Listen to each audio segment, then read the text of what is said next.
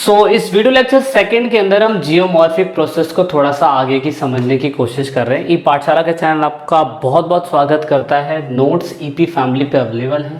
Telegram account के साथ साथ इंस्टाग्राम अकाउंट चलाते हैं तो आप हमारे साथ ई पाठशाला के साथ भी जुड़ सकते हैं। आइए बात करते हैं इस वीडियो लेक्चर सीरीज के अंदर थोड़ा सा आगे बढ़कर। हमने एंडोजेनिक फोर्स के बारे में समझा था, जैसे हम हिंदी में अंतर्जनिक बल बोलते हैं, यानी कि अगर आप देखें तो आंतरिक बल। दोस्तों अगर पेपर के अंदर क्वेश्चन ये आता है कि आप बताइए कि एंडोजेनिक फोर्स है क्या, जैसे आप आंतरिक बल या अंतर्जनिक बल बोलते हैं हिंदी के अंदर, तो ज़्यादा सोचने की ज़रूरत नहीं है, आसानी से आप इसको लिख सकते हैं। देखो, अंतर्जात बल वह दबाव है जो पृथ्वी के अंदर उत्पन्न होता है, इसीलिए इसे अंतर्जनिक बल कहते हैं। अब देखो, पृथ्वी के अंदर ना जो दबाव उत्पन्न होता है ना, कुछ भी बदलाव हो रहा है, अब वो फोर्स है।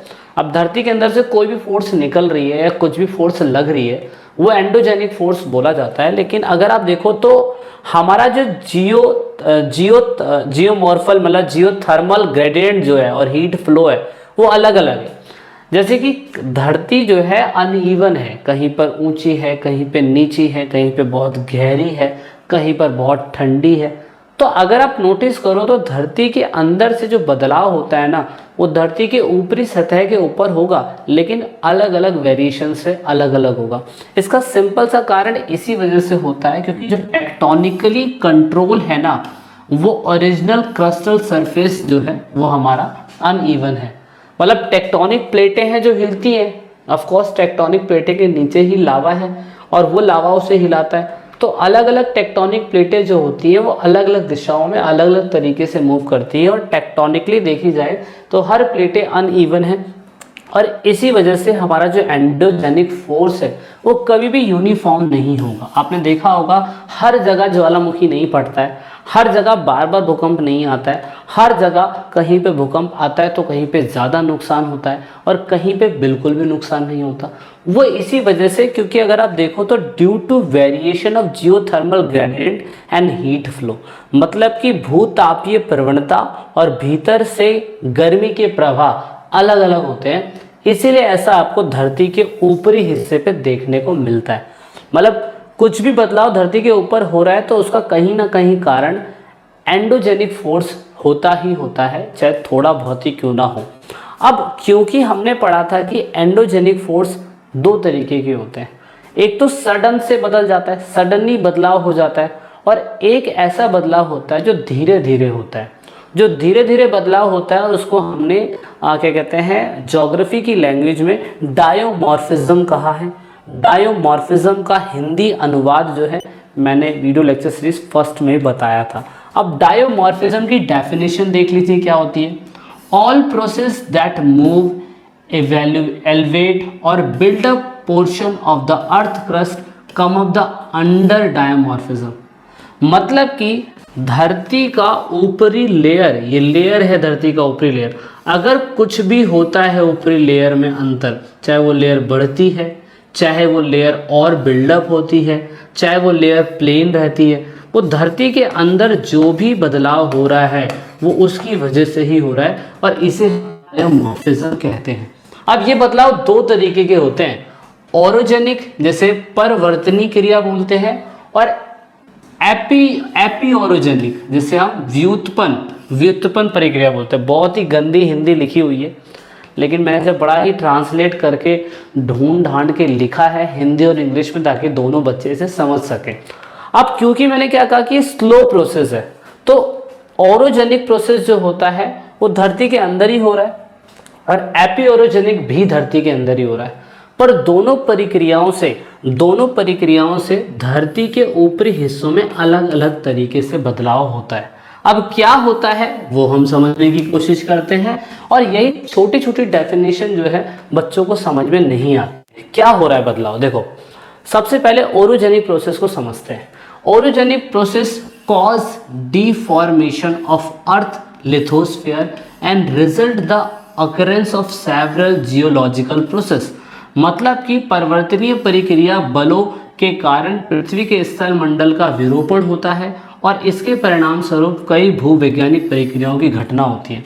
मतलब कि ओरोजेनिक प्रोसेस वो होता है जिसमें लिथोस्फीयर के अंदर कुछ बदलाव हो रहा हो, और लिथोस्फीयर के अंदर जब कोई बदलाव होता है तो आपको देखोगे माउंटेन्स बनते हैं, बिल्डिंग्स बनती हैं, माउंटेन बिल्डिंग होता है, धीरे धीरे होता है। अगर आप नोटिस करो कि लिथोस्फीयर में कोई बदलाव होगा तो माउंटेन जो बिल्डिंग होगी क्या वो एकदम से बढ़ जाएगी? नहीं, बहुत स्लोली बढ़ेगी। और जब माउंटेन्स बिल्डिंग हो रही है तो ऐसे स्लो चेंजेस को डायमॉर्फिज्म का पार्ट जो होगा वो ओरोजेनिक प्रोसेस कहलाएगा। ठीक है, ओरोजेनिक प्रोसेस कहलाएगा, और ऑफ कोर्स स्लो हो रहा है ये।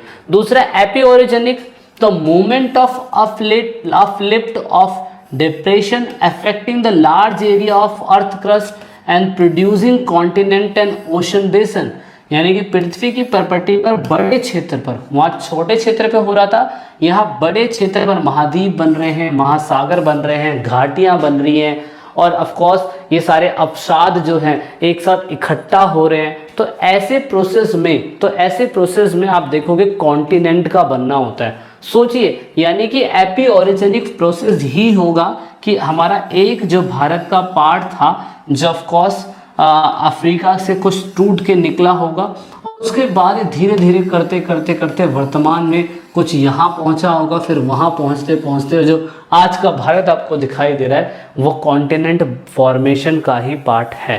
ठीक है, तो एपी ओरिजेनिक प्रोसेस ये हो गया। तो ओरिजेनिक और एपी ओरिजेनिक दोनों ही क्या कहते हैं, स्लो प्रोसेस है, और ऑफ कोर्स बहुत धीरे धीरे बदलाव इसे देखने को मिलता है हमें।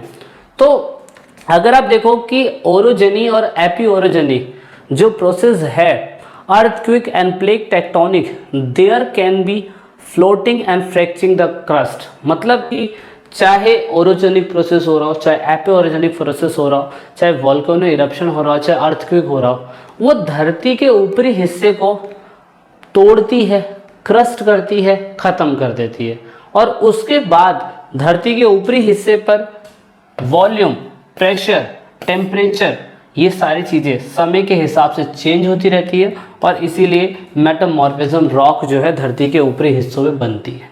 नॉर्मल साइज समझना है। और उसके बाद एंडोजेनिक फोर्स, लो तो हमने पढ़ लिया, सडन चेंज पढ़ते हैं हम लोग। सडन चेंज अर्थक्वेक और वॉल्केनो है।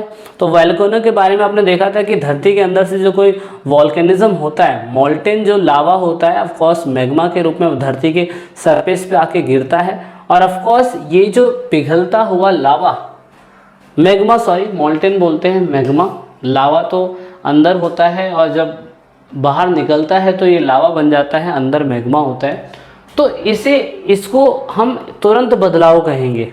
बोले जब लावा निकला धरती के अंदर से तो आप नोटिस करेंगे पूरी की पूरी डैब्रीज जो है ऊपरी पृथ्वी के ऊपरी सतह पे फैल गई, और जब फैल गई तो आप देखोगे कितने हिस्से बहुत ज़्यादा जो होते हैं ऊपर हो जाते हैं, बहुत से जल जाते हैं, नई सतह बन जाती है, एकदम से बन जाती है ना। तो ये सडन चेंज हुआ।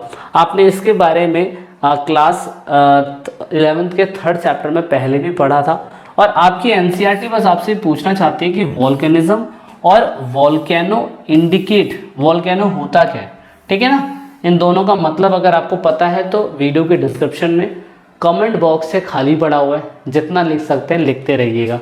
ओके, तो अर्थक्विक, दूसरा एग्जांपल अर्थक्विक, वॉल्केनो के बारे में हमने समझ लिया।